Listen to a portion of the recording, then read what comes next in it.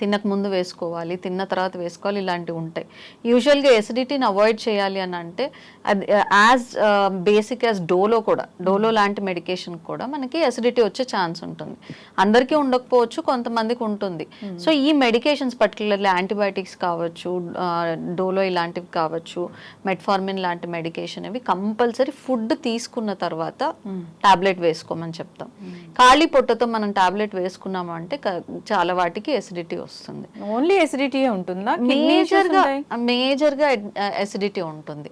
అవి ఎప్పుడు వస్తాయంటే ఆల్రెడీ కాంప్లికేషన్స్. ఈ డయాబెటిక్ మెడికేషన్ వాడినంత మాత్రాన కిడ్నీ ప్రాబ్లమ్స్ రావు.